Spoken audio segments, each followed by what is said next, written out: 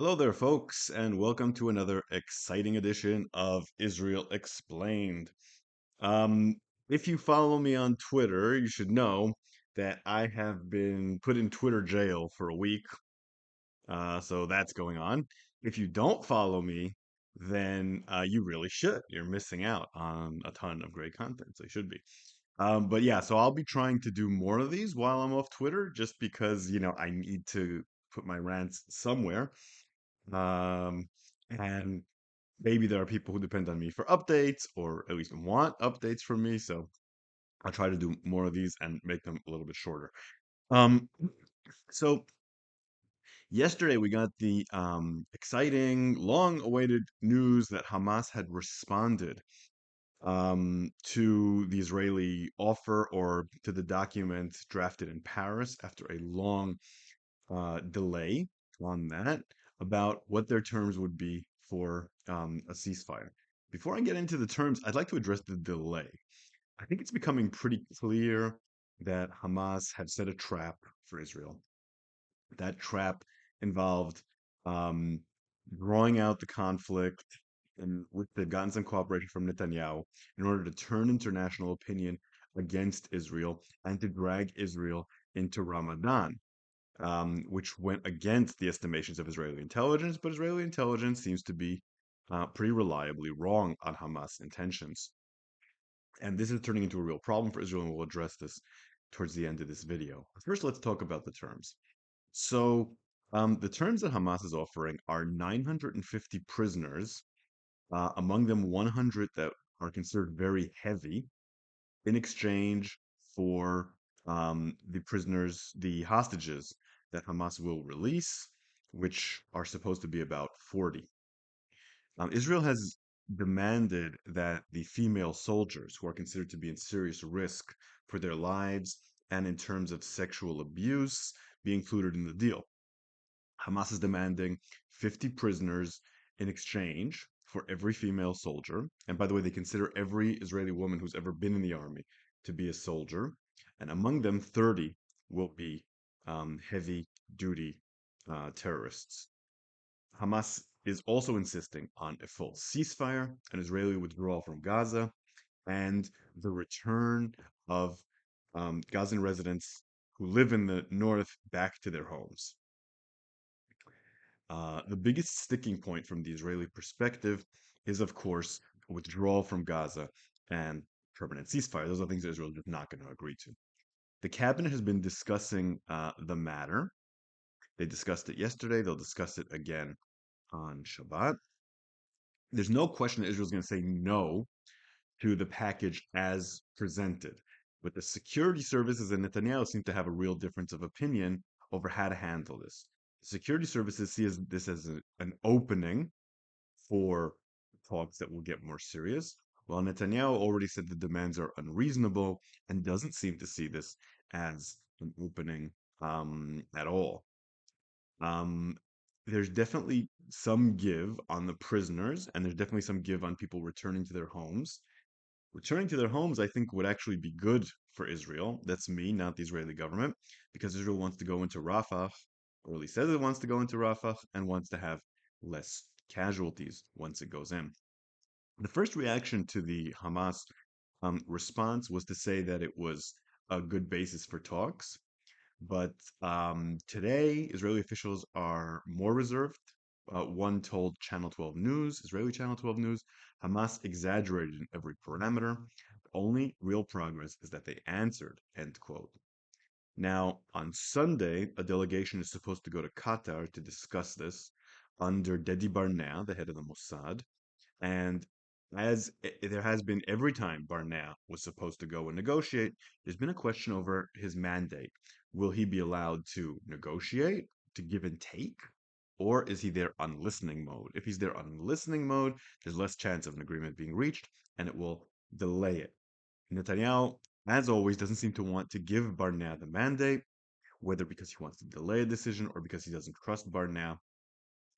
Either way, that's what he seems to be heading towards. But the cabinet, the rest of the cabinet, and that means just about everyone else, Likud, Gantz, Eisenkot, Derry, Everyone else seems to think that they should have a mandate. Netanyahu delayed the decision, as I said. It could have been taken immediately. Instead, it's being delayed till Shabbat. My guess is that Netanyahu will have to give a mandate, but will probably give a partial mandate. Um, and time is really running out for Israel on several levels. And this is what I mean by Hamas putting together a trap. It looks like more hostages are dying all the time. International opinion towards Israel is turned significantly already a long time ago, but it's getting sharply worse. The speech that Chuck Schumer gave yesterday was a good indication of the loss of support, not just among the extreme left, but also in the moderate left. Certainly in the EU and elsewhere, support has been dwindling. And with an operation in Ramadan, that will turn worse. So Israel's in a real pickle here. Um, Yesterday, the Netanyahu PMO office leaked that it had approved a operation in Rafah, but this has happened before. On February 25th, Netanyahu told CBS that the operation in Rafah had been approved and was imminent, and it hadn't happened. Hamas has been playing Israel like a fiddle on the issue of Rafah. It's been saying that if Israel goes into Rafah, the talks over a hostage deal are up. In the meantime, they delayed their answer so much in order to make the clock run out. And the break with Schumer and with Biden that's getting increasingly sharp is great news for Hamas. Hamas is going to be delighted at all of this, and now their answer was not exactly a non-answer, but didn't progress things enough, so there'll be more delays. In the meantime, more pressure will be built on Israel. I don't see much choice right now, but for Israel to go into Rafah. Of course, I've been saying this for a while, but the cost will be incredibly high. Israel has neither won the war militarily nor gotten the hostages back. Its international standing has deteriorated. At this point, right now, I'm about as pessimistic about this war as I have ever been. But a move into Rafah will certainly, despite the cost, improve Israel's standing. Uh, I don't think the hostage talks right now are going anywhere because Hamas is continuing to insist on a final ceasefire and withdrawal. And if Israel does that, it loses the war. It can't agree to that. Okay, so I had one question from the last video that I released. Aaliyah asked, longtime friend of the show and supporter on Patreon, who do you credit for Gen Z with coming to their senses in regards to Israel? For results from a poll from the end of February. And if there was a pie chart of reasons, what do you think they were?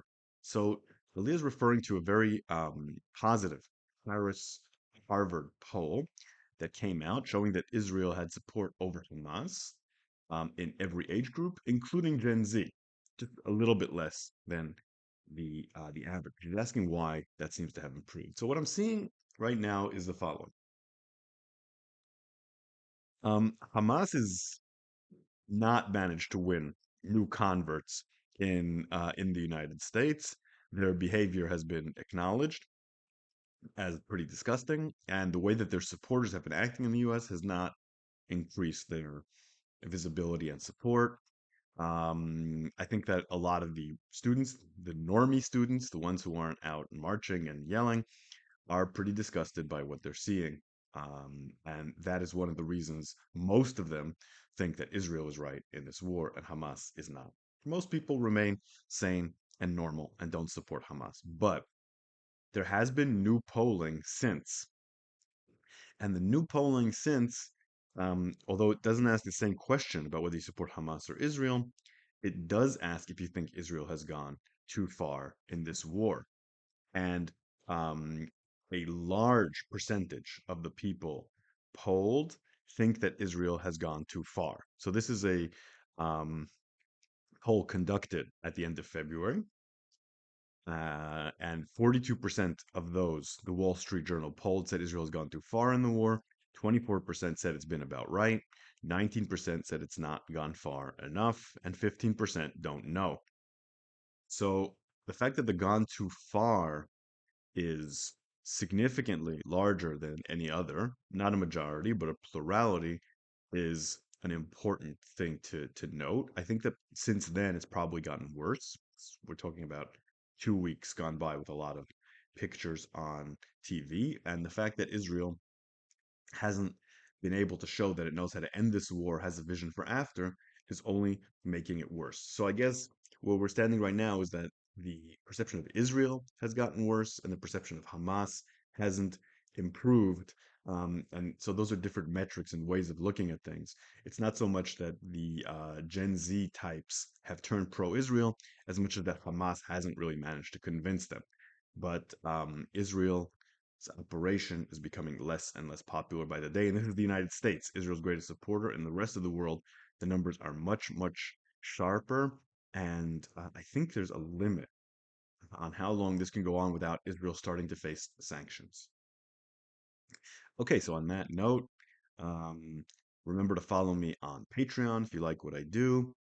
Still working on the second episode of the 12 Tribes of Israel for the History of the Land of Israel podcast. So look out for that. I'll try to be here tomorrow or the day after to talk to you more.